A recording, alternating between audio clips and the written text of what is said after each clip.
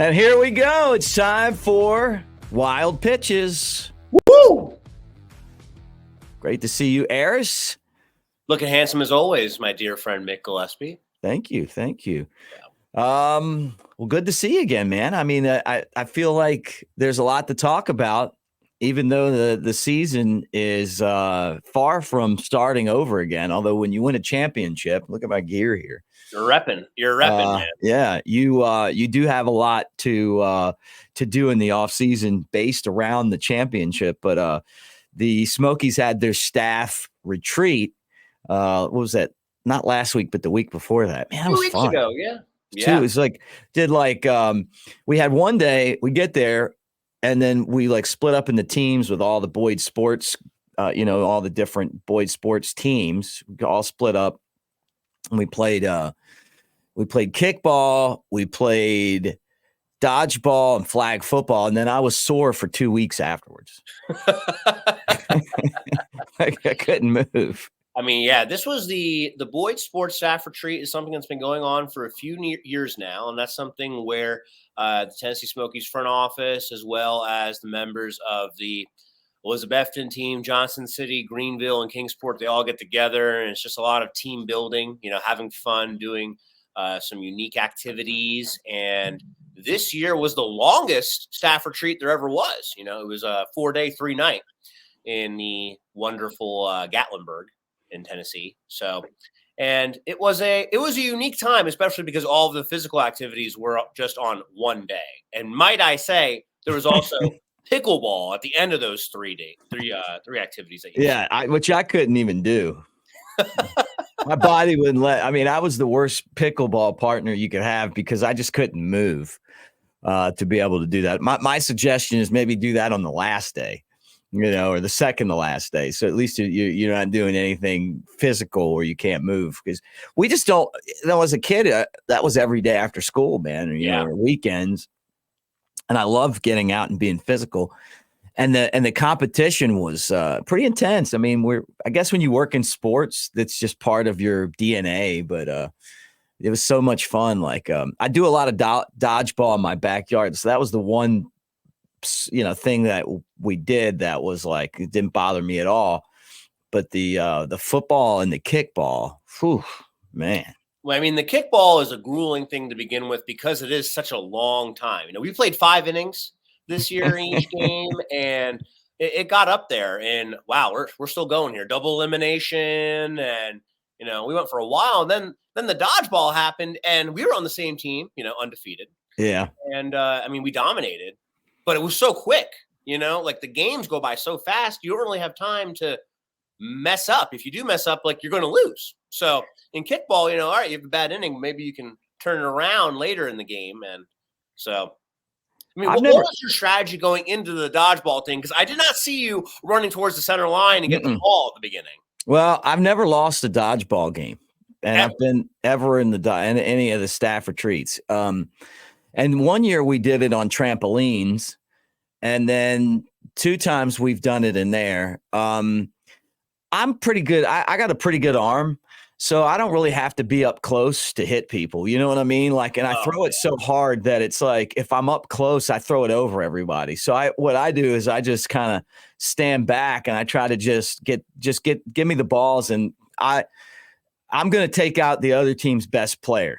That's always been kind of my thing. And I've done that, every time we've played. And Caleb, who's a part of our office staff, had one of the he had one of the most amazing dodgeball games. Like before we played them, they're out there, and this guy is just like the last person against like the whole team. And it's like there's like 9 people on each team. He got them all out. It was like, you got to be kidding me. So we played them the next game, and I hit him right off the bat. He goes out. And then somebody caught it and he came back in, and then I hit him again and out he went again, So I'm so far back, like you can't really, but the ball's coming so hard that you can't really, when there's a lot of people out there, it's hard for you to really focus on where it is. Yeah. But we do that in the in the backyard at my house. I got, my son's 11. So, I mean, I smoke him all the time. Same exact type balls, like you throw them really hard and they don't really hurt that bad, So that was fun. So, yeah, I actually got out once because it was like we were down who was it? We were down there was one game where they were down to one person and we had the whole team was like, get up here and catch the ball and let's end this, and then she hit me with the ball and got me out. Like I couldn't catch it. Right. Right. And then you guys got the next. Hey, it was all right. We got you. Yeah. I mean, my strategy was, so in the first game, and mind you, I haven't played dodgeball in I don't know, since high school. And I'm like, all right, my plan here is I'm just going to get the balls like that fall to the ground, don't hit anybody, kind of wrangle them up, pass them to the teammates, and throw when the time is available. And in the first game, I'm telling you, I took my eyes off of the other team for half of a second, and I got hit because I was bending over to pick up a ball. And I'm like, damn it, dude. Like, I knew this was going to happen. Like, how did I get hit? Someone was definitely eyeing me in particular because they saw what I was doing, and then they hit me. So then all the other games, like the 4 games that we had after that, like I knew where the balls were using my peripheral vision, and then I found them on the ground because I'm not going to be getting hit looking away like this. Yeah. Like that. Like, dude. It's crazy. Yeah. Hey, good throw. But you got to do like a couple things like education on dodgeballs. If you have a ball in your hand, you can use it to deflect the other balls. They're hard to catch because they're so foamy and they wobble, so you really have to catch them with your hands and bring them into your body. Or you'll miss them. Like, it's not like you're going to be able to just reach up and grab them. Like it doesn't work like that with those balls. But the easiest thing is probably just to get out of the way. And yeah, no, you fed me a lot. I mean, it's like get fire, and then try to find like the range, because a lot of mine will be like, and it's like once I kind of get into that range, I can. And normally it's near the back line somewhere. And those balls are so different compared to other ones, like baseball, football, they're so heavy compared to these things where it's like the foam. Yeah, they're like a heavier foam ball. Yeah, I thought it was a great staff retreat. It was a lot of fun, a lot of fun hanging out with everyone. We were in Gatlinburg and we didn't even really get to do Gatlinburg though. I think that'd be the only thing I would want to do differently. Give us at least a little free time because we could have walked right down there. We were in the middle. You wanted to walk down to the moonshine place and Sugarlands and have something. I mean, same thing here. I'm a big proponent of Sugarlands. Love that. I mean, you go there, then you go to Old Smoky, then you go to the other one, then you can go to the wine tasting, and then before you know it, you're having a fantastic time and you only paid $20. I know. It used to be free, and then too many people were taking advantage of it. So $5, I guess, slows you down a little bit. But yeah, it was great. I had a good time, and it kind of leads you into the next season. And what's been really unique about this year is the championship and the fact that we're kind of in the process of figuring out what the championship rings are going to look like. And we're not at liberty to divulge a lot of detail, except I'll tell you that they look fantastic. And it's been neat, like seeing the different renders of like, hey, could be like this. Here's 7 from this company, and here's 5 from this company, and here's 3 from this company, and kind of taking all of those in and then figuring out like which one we're going to go with. But it's been a long time coming, man. Long time coming. Yeah, I mean, the decision that we move forward with looks pretty great. Love it. I'm sure the fans are going to love it. Of course, we're going to plan on doing a replica ring giveaway to one of our games, one of the early games in the season, to be determined on what day that is. But I'm sure that everyone and their mother is going to be there for that. So it'll be a lot of fun. The other thing is picked up this gear.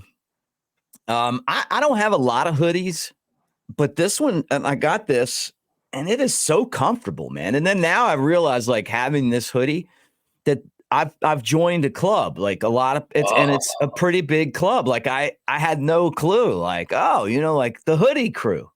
And but this is the most comfortable hoodie. And I mean, I'm serious. Like if you guys get to the Smokies team shop, take me up on this. And it's so comfortable. Like I don't want to take this thing off. Like I'll just wear this thing 3 days in a row. Like, it's like a jacket and a sweatshirt all in one, man. It's so comfortable. And the logo, you guys killed it, man. This logo looks fantastic. It's honking, dude. It's a big old logo there, which, hey, enjoy it while you can. It's finally here. Might as well go all out and make it kind of ridiculous how big it is and everything. So all the colors and all.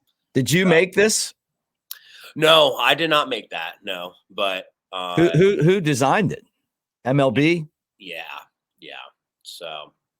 So how does that work? Do they have like this is going to be the pattern for this year? So actually that logo is different than the one that Major League Baseball gave us or Minor League Baseball gave us.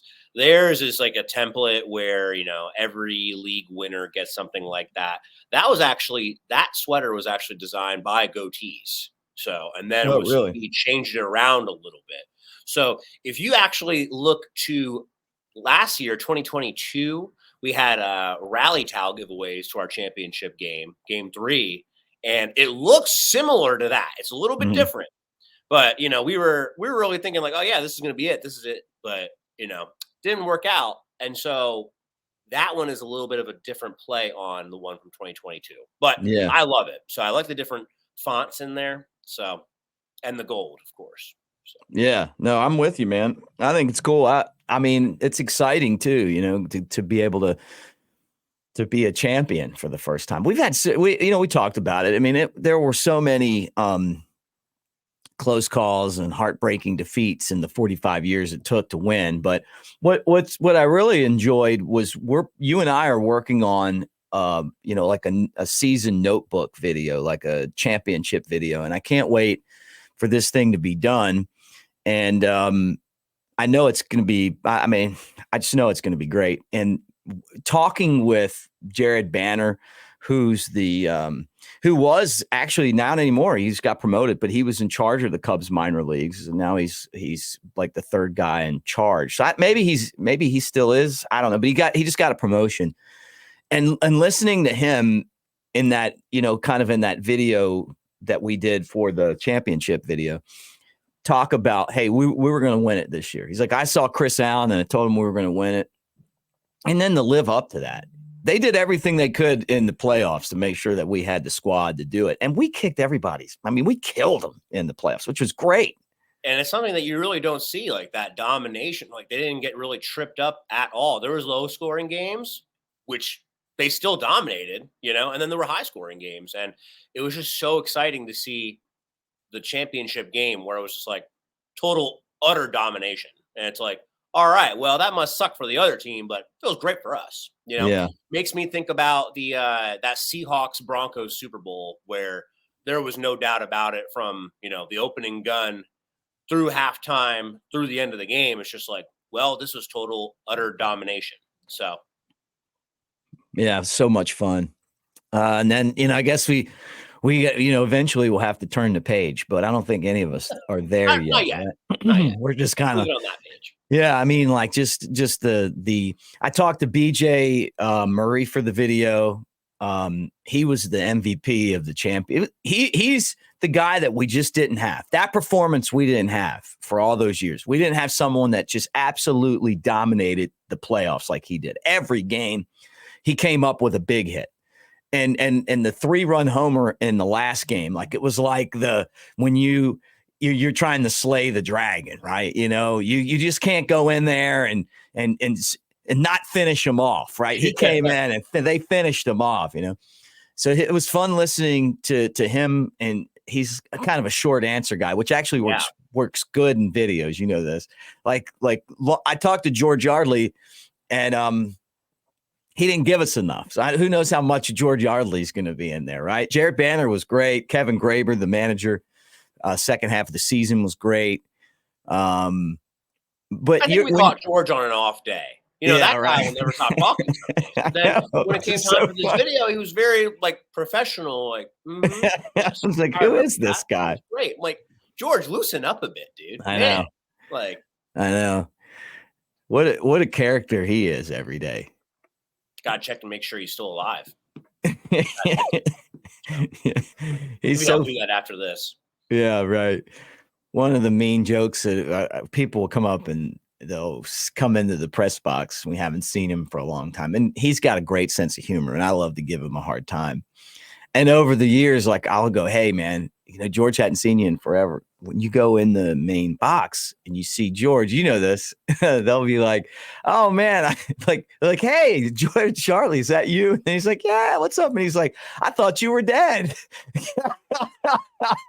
I don't know why that makes me laugh so hard, but and then just looking at his face, and then he always knows where it comes from. So I see him glare down the booth. He makes, for me, he makes coming to work great, And have we been on here since we lost Don Zamia? No, I don't think so. Man, it's been that's been a tough one, man. He's another one of those guys, character type guys. Not quite like George, but different. He was an elevator guy forever. I know he would come up. You didn't really know him like I did. He would come up and be like, the music's too loud. He'd give you $10 to turn the music down and stuff, like it was so awkward. Yeah, the one it was I heard him call you Harris. No. Hey, Harris. It was Iris. It was Iris. So the guy, like, my interns were in the press box, and like I was doing something somewhere else in the stadium. And I come in, and Don's in the foreground, and my interns are in the background. And one of my interns had this look like, and I'm like, oh boy, what's about to happen here? And he's like, where's Iris? And I'm like, I'm Aris. He's like, I'm looking for Iris. And I'm like, there's no Iris that works here. And he's like, Iris is the one that handles the music here. And I'm like, there is no Iris here. I'm Aris. Can I help you? And then he has $10 in his hand, and he like shakes my hand. He's like, turn the music down. And I'm like, I'm looking at my hand like, what is going on here? Like, I feel filthy, I'm like, hey man, I'll turn the music down, whatever you want. Did you take his 10? No, keep it, young man, keep it. And I'm like, did you keep the 10? Dude, no, I gave it back to him. I'm like, dude, I'll turn the music down, whatever. Like, take it. Like, so. No, man, you got to take the 10. He meant well. I mean, it's just you just can't replace guys like him. I don't know. He came up in the art, the broadcast area. I talk to you like almost every day. Every day, first off, I can't believe that he's gone, and he got sick. Like he was, he's the elevator guy, and he was very personable, and he would talk to everybody, and he would make sure that, riffraff didn't get into the booth during the game. But then if he knew I was friends with someone, he'd get him right up there. And he was sick, like, just like a stuffy nose. And then, it just turned into where I don't think he could get rid of it. And, it went to pneumonia and all that. And he was 84. So they had a memorial for him at the stadium. Yeah. And, unfortunately I had to work, but we're gonna honor him during the season, so we'll get to talk about him. But I miss him, and it's kind of like it's definitely like surreal, when you because I've seen this guy a lot, like he comes up and sees me every day. He's been doing that forever, and then this year I've spent so much time working on my YouTube channels and stuff. Even when I'm getting ready for the game, it's like it kind of condenses the time that I have to do that, because, you got to put videos out all the time. And so I didn't get to talk to him as much this year as I have in years past. So he'd spent a lot of time with Richie, like talk to Richie and the rest of the guys, but it's really sad. I hate that, man. And to think that, we had Hoppy, and he passed away during COVID, and then Don, and now he's not there. We used to have like this rotation of guys down there that just made you have a good day. Yeah, I mean, like you run into them, and either it's young man, and Don knew so much about me. It was really insane. Like he just, like, I guess because he listened to the games a lot, and then us being friends or whatever. I don't know, but I never looked at him as an old man. People, a lot of people call him Pops and stuff.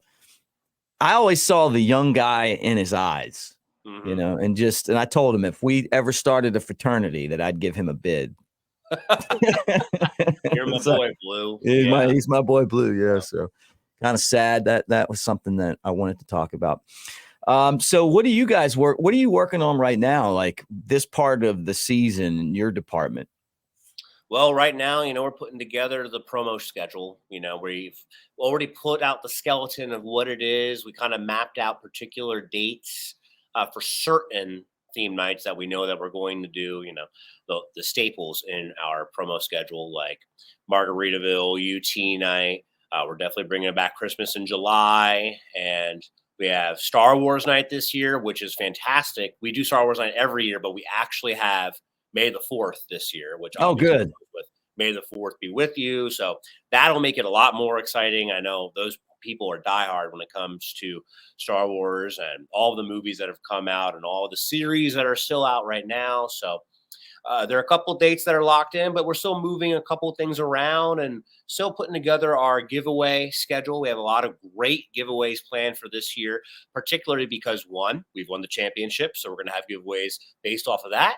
And two, this is our final season at Smoky Stadium. So we're going to have some farewell items as well. So those are kind of on top of the giveaways that we had planned out for this year. So every weekend is going to be such a jam-packed week full of fun where you can't go wrong picking a day that you have. We have Cinco de Mayo this year as well, so that's a lot of opportunity for a festive day on a Sunday. So it'll be a great time, and basically just planning all that out, getting the budgets, getting quotes on all of these type of things, and hopefully getting to the point where in February, March, we can release our promo schedule to make it even more exciting for people that want to purchase individual game tickets as well as group ticket packaging. So yeah, there you go. I'm gonna miss the stadium. This is kind of in a way it's surreal. I mean, it's exciting to know that we're gonna have a state-of-the-art facility, and I'm sure for you to get to work on a brand new video board. After the one that we have is just it's just kind of gotten out of date. Over the years, but out of date is being really nice about it. Yeah, I remember when we got it. We used to have like one of those. It was like it was all yellow, what I'm talking about? Like dots yellow, and then all of a sudden they got that one. And it was, when for a while, at least 2 years, we were like, had the best scoreboard in the league, and then all of a sudden the new stadiums, Montgomery got a nice one and Mississippi got a nice one. And then, Rocket City has a nice one. So this technology has to be getting cheaper because TVs are getting cheaper and easier to use, right? I mean, is that the case, or is it different? Things are still expensive, but I will say that because of the amount of turnover, new things, new this, new that, it's to the point where it is getting quote unquote cheaper, but it's just like, think about it like this. A printer. Right? Remember how printers were so expensive? Yeah, right. Oh my God, I have a printer at my house. I'm a big deal. Remember, first computer. I mean, you couldn't even do anything. It was basically like a word processor. And it's just like a printer is pretty expensive, and the ink is really expensive too. Right. The ink's like absurd how expensive ink is, and then it's come to the point where it's like, wow, you know what? I need to buy ink again for my printer. I'm gonna go down to Staples.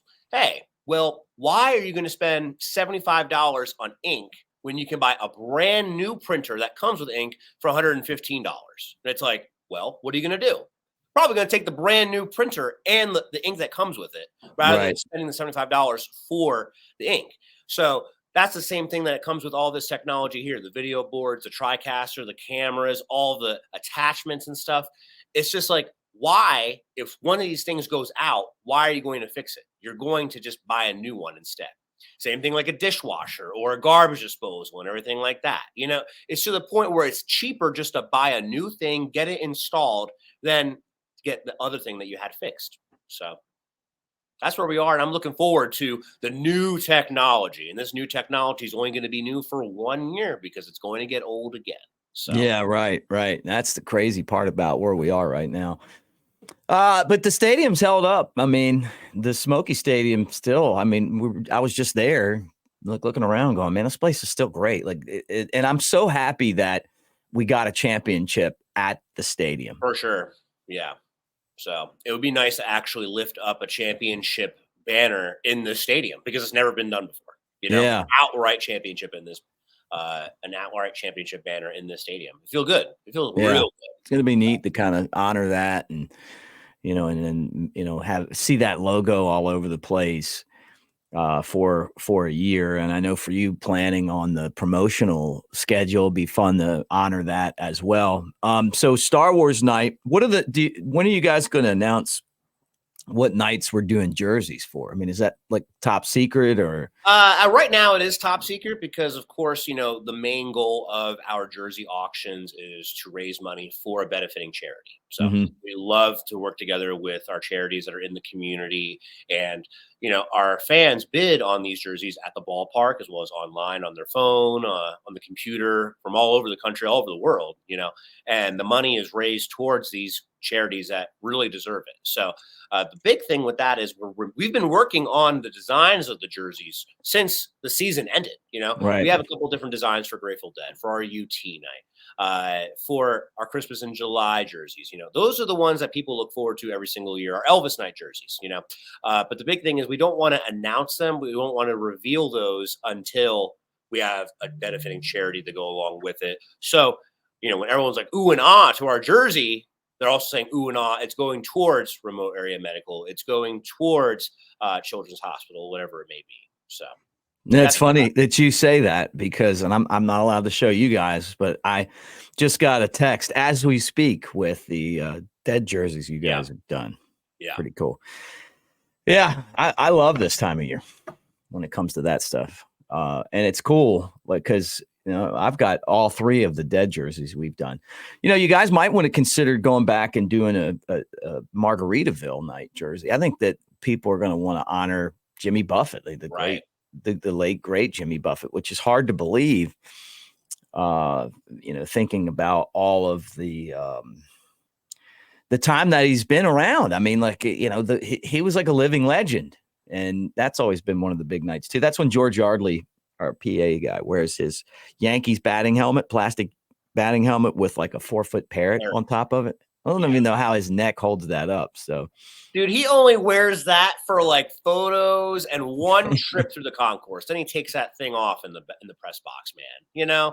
But which I don't blame him. You're gonna literally break your neck one day wearing that thing. So yeah, no doubt. But yeah, you're right. I mean, I was looking at, and not that I follow any of these type of things, but something that came out yesterday, the day before, is like Spotify Unwrapped, where it shows, your stats of how many songs you've listened to on Spotify, what artists you listen to, what songs you listen to. And so many of these Spotify Unwraps from people that I know and people that I don't know had Jimmy Buffett in their top 5, if not their top, because of his passing. Yeah. Well, somebody asked me about what song besides Margaritaville do you like? And then you start going through it and it's like, well, Son of a Sailor, Pirate at 40. And then you start going through and you're like, man, Bama Breeze is a great song. And like, he's got a lot of really good songs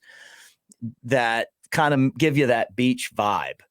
And come on, man. Fins to the left. Yeah, Fins, Volcano. Yeah, right. Like we our dance every year, when we do that, and people are just dumbfounded by what we're doing down there. It's a very good way of putting it. Dumbfounded. Yeah, I love it. When you got that, I love that state of confusion. But last year we had our guys pretend they were players. You remember that? So great. So great. Hey, yeah, we don't have enough guys come over. Us, yeah. It makes sense that that could be an opportunity that we do this year, and we kind of make it bigger and better. Last year we did like the beach hat giveaway, so we. Oh, dude, that was a great giveaway too, man. I love that one. And we're in the talks right now. I mean, I'll say it right now because it's not going to be official or anything like that. We're still talking about it, but we're thinking about doing a Hawaiian shirt giveaway on this day. You should. You know what? The Barons did one, and I got one of them. And it's great. It's great. Yeah, I mean, I'll have to show you. Yeah, I mean, it's I don't. Was it like their colors, red and black, or did they make it more? No, it's there. It's like I'll send you some pictures of it. That's cool. I haven't even taken it out of the bag yet, but I plan on wearing it. So I'm like, I like it. It's definitely something that you would want. It would go so well with that beach hat too.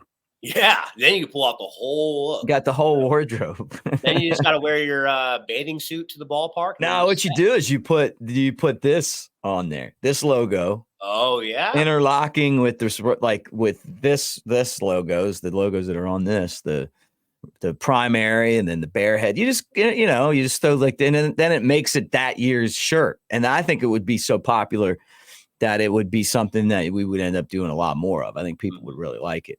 Like that beach hat.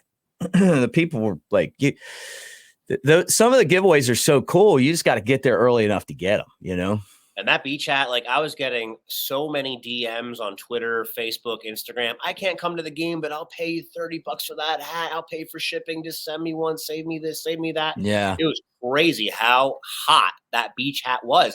And the concept is something that's not new at all, dude. It's not like I created something totally unseen before. It's a beach hat.